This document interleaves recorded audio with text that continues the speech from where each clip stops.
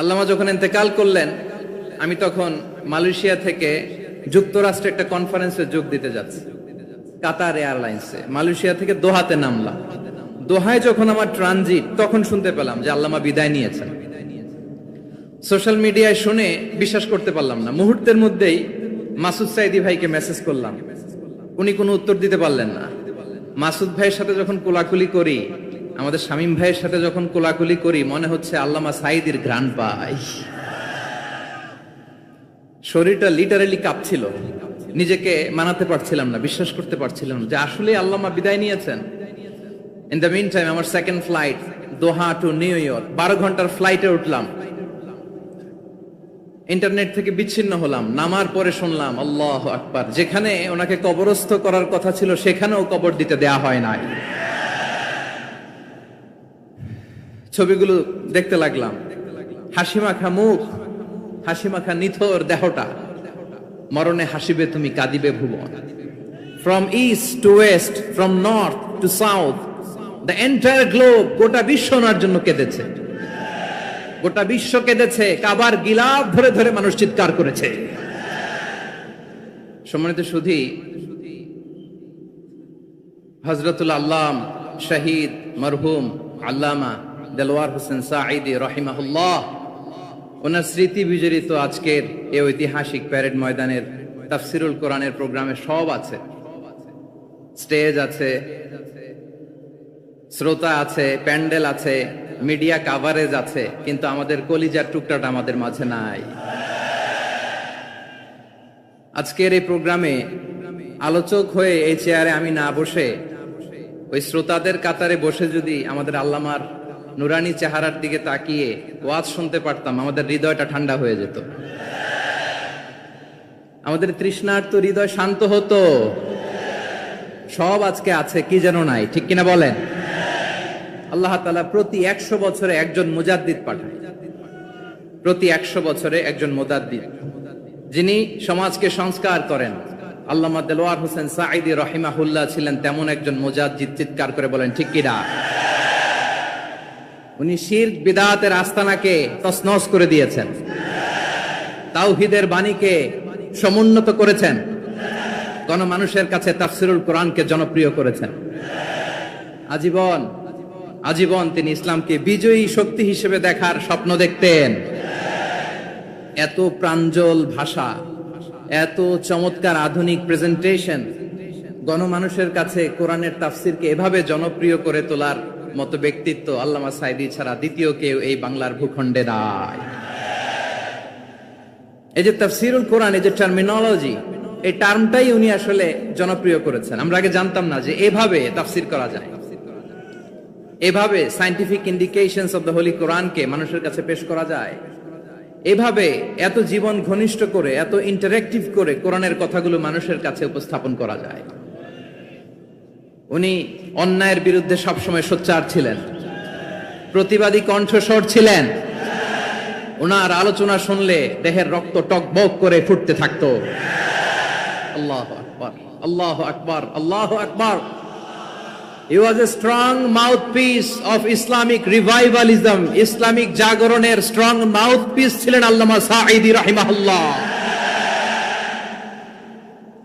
অনেক দোয়া পেয়েছেন, আমরা পড়েছি, এমন জীবন তুমি করিবে গঠন, মরণে হাসিবে তুমি কাঁদিবে ভুবন।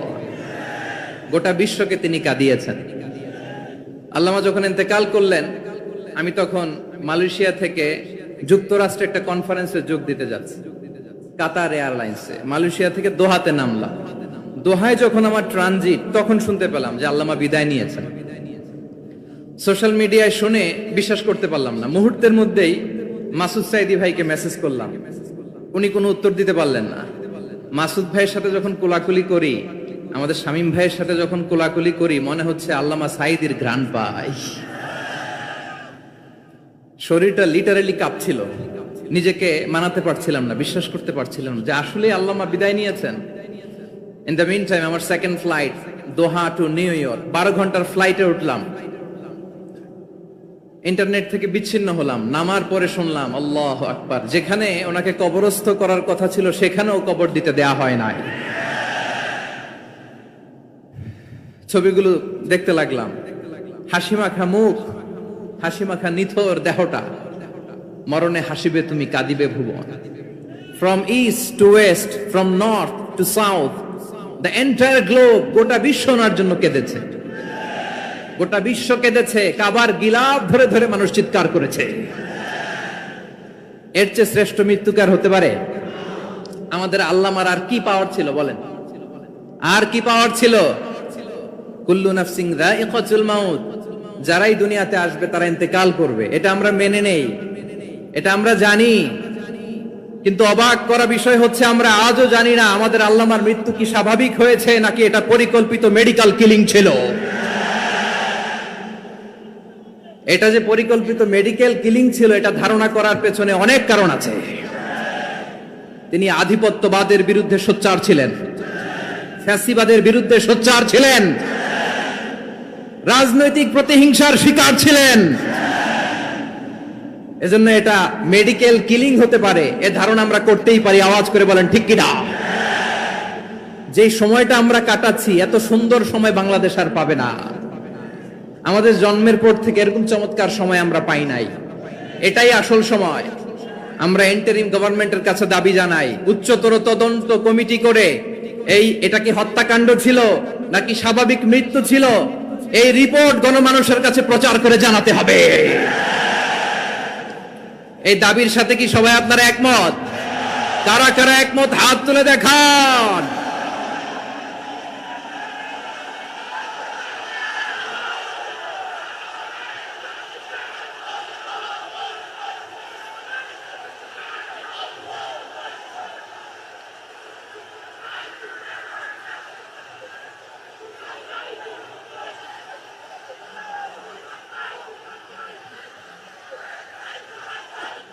আমার প্রিয় ভাইয়েরা, প্রিয় চট্টলাবাসী, আল্লাহ তাআলা তার এই মুখলেস গোলামকে তার জান্নাতুল ফেরদাউসের মেহমান হিসেবে কবুল করুক।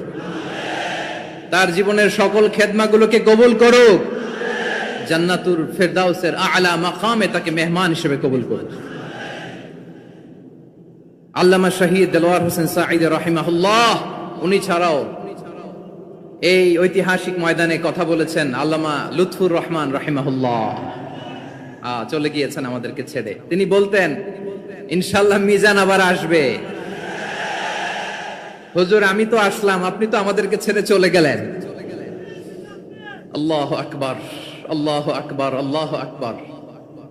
গলায় কোনো সুর ছিল না, সুর দিয়ে কথা বলতেন না, কিন্তু এত চমৎকার শব্দের বুনন, এত চমৎকার প্রেজেন্টেশন, এত চমৎকার ভাবে ঐতিহাসিক বর্ণনাগুলো তিনি উপস্থাপন করতেন। মন্ত্রমুগ্ধ হয়ে আমরা আল্লামা লুৎফুর রহমানের কথা শুনেছি। আমরা হযরতুল আল্লামা লুৎফুর রহমান রাহিমাহুল্লাহর জন্য এই বিশাল ময়দান থেকে দোয়া করছি, আল্লাহ তাআলা তুমি তোমার এই খাদেমকে জান্নাতের মেহমান হিসেবে কবুল করে নাও।